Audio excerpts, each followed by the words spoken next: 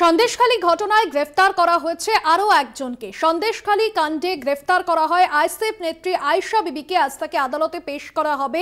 হিংসা প্ররোচনা দেওয়ার অভিযোগ রয়েছে তার বিরুদ্ধে। এর আগে আমরা দেখেছি বিজেপি নেতা বিকাশ সিং সহ শেখ শাহজাহান ঘনিষ্ঠ তৃণমূল নেতা শিবু হাজরা, উত্তম সর্দারকে গ্রেফতার করা হয়। সিপিএম এর প্রাক্তন বিধায়ক নিরাপদ সর্দারকেও গ্রেফতার করা হয়।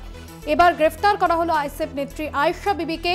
হিংসা এবং প্ররোচনা দেওয়ার অভিযোগ রয়েছে সন্দেশখালীর ঘটনায় এই আয়েশা বিবির বিরুদ্ধে। আগুন ভাঙচুর এবং প্ররোচনার অভিযোগ উঠে আসছে। গত কয়েকদিন ধরে যেভাবে উত্তপ্ত পরিস্থিতি তৈরি হয়েছিল সন্দেশখালীতে, বারবার শেখ শাহজাহান ঘনিষ্ঠ যারা রয়েছেন তৃণমূল নেতা উত্তম সর্দার, শিবু হাজরার বিরুদ্ধে পথে নেমেছিলেন গ্রামবাসীরা। একাধিক অভিযোগ ছিল গ্রামবাসীদের।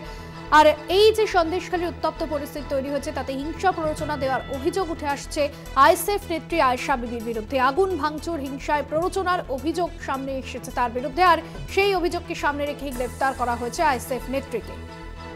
আয়েশা বিবিকে গ্রেফতার করল সন্দেশখালী থানার পুলিশ। গতকাল তাকে মিনাখা থানা এলাকা থেকে গ্রেফতার করা হয়। এর আগে সন্দেশখালীতে গোলবালির অভিযোগে সিপিএম এর প্রাক্তন বিধায়ক নিরাপদ সর্দার, বিজেপি নেতা বিকাশ সিংকে গ্রেফতার করা হয়েছিল। পাশাপাশি গ্রেফতার করা হয়েছিল তৃণমূল নেতা উত্তম সর্দার, শিবু হাজরা এবং এখনো পর্যন্ত সন্দেশখালী ঘটনায় অধরা রয়েছেন শেখ শাহজাহান। পাশাপাশি তার ভাই সিরাজেরও কোনো খোঁজ পাওয়া যায়নি। তারই মাঝে সন্দেশখালী কাণ্ডে গ্রেফতার করা হলো আইএসএফ নেত্রী আয়েশা বিবিকে। একাধিক অভিযোগ উঠে আসছে সন্দেশখালীতে। যে অভিযোগগুলো সামনে এসেছে, গ্রামবাসীদের প্ররোচনা দিয়ে বিক্ষোভ, এলাকায় শান্তি শৃঙ্খলা বিঘ্নিত করার অভিযোগ এই আয়েশা বিবির বিরুদ্ধে। সঞ্জিত চক্রবর্তী রয়েছেন আমাদের সঙ্গে। সঞ্জিত, যে পরিস্থিতি আমরা গত কয়েকদিনে দেখেছি সেখান থেকে স্বাভাবিক ছন্দে যেরকম ফিরছে, গ্রেফতার করা হয়েছে আয়েশা বিবিকে, কি কি অভিযোগ রয়েছে সন্দেশখালীতে এই কদিনের ঘটনার পরিপ্রেক্ষিতে? দেখো, এই চলতি মাসের অর্থাৎ 5ই ফেব্রুয়ারি যে তারপর থেকে একাধিক নিয়ে কিন্তু কর্মসূচি, আন্দোলন, বিক্ষোভ হয়েছে।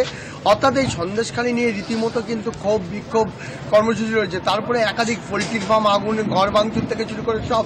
বিশেষ করে যে আয়েশা বিবি যার নাম করা হয়েছে, ইতিমধ্যে পুলিশ তাকে গ্রেপ্তার করেছে। সে আইএসএফ নেত্রী, আজকে বসিরহাট মহকুমা আদালতে তোলা হবে।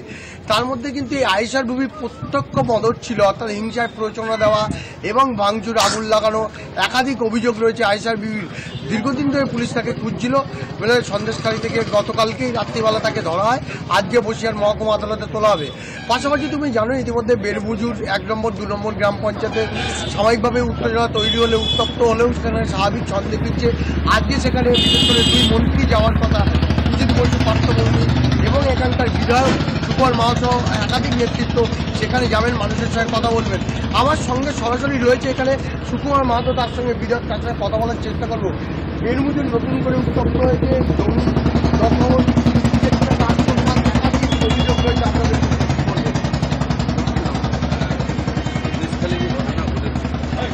তারপরে বিজেপি এবং সিপিএম, আইএসএফ এরা পরিকল্পিতভাবে মানুষের মধ্যে অশান্তি ছড়ানোর চেষ্টা করছে। আমরা ডিএম থেকে সহায়তা ক্যাম্প করেছি, পুলিশ থেকে ক্যাম্প করেছি।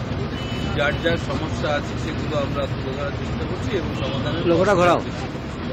ঠিক সেই সময় আজকে আমাদের পার্থভূমি, সুজিত ঘোষ, বেরোনা যাচ্ছি। আমরা যে অন্যায়টা যার সঙ্গে হচ্ছে তাদেরকে আবেদন করতে বলেছি। আমরা যদি কেউ জমির সমস্যা থাকে তাদের জমি ফেরত দেওয়া হবে। যদি কোনো অভিযোগ থাকে অভিযোগ জানাতে বলেছি। অভিযোগ থাকলে সেই অভিযোগগুলো আমরা সমাধান করব। ইতিমধ্যে আমরা সন্দেশখালী যারা জমি হারা, যাদের জমি 20 টাকা দেয় না, যাদের পাট্টা আছে, সে ব্যবস্থা করেছি এবং বলেছি সেগুলো আমরা সবই ফেরত দেব। এবং ইতিমধ্যে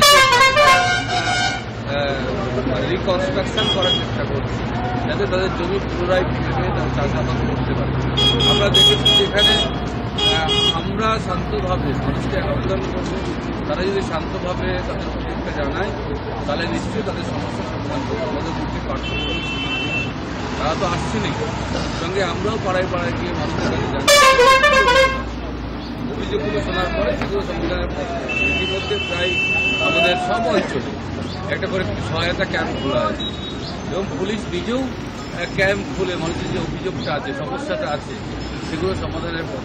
এই সুযোগে বিজেপি, সিপিএম এবং আইএসএফ কিছু কিছু জায়গায় মানুষের মধ্যে উস্কানি দিয়ে মানুষকে অশান্ত করার চেষ্টা করে। দেখুন, সন্দেশখালী শান্তির জায়গা দীর্ঘদিন ধরে আমরা আছি, সেখানে বিজেপির কোনো জায়গা নেই, কোনো ভোট নেই। তৎসত্ত্বেও মানুষ এখন একত্রিত হয়ে একটা অশান্তির পরিবেশ তৈরি করে সারা বাংলাকে উত্তপ্ত করার পরিকল্পনা করেছে। দেখুন, আমরা যখন বাড়ি বাড়ি যাচ্ছি তখন কিন্তু মানুষ এই করতে দেখাচ্ছে, কিছু মিডিয়ার সামনে এসে তাদেরকে শেখানো হচ্ছে, সেই শেখানোটাকে নিয়ে বিজেপি রাজনৈতিক ফায়দা তুলছে। একদমই সঞ্জীব, বোঝাই যাচ্ছে যে বিধায়ক যেমনটা বললেন যে এলাকায় শান্তি ফেরাতে সমস্ত রকম ভাবে প্রচেষ্টা করা হচ্ছে। ধন্যবাদ জানাবো। সরাসরি সঞ্জিত চক্রবর্তী ছিলেন আমাদের সঙ্গে।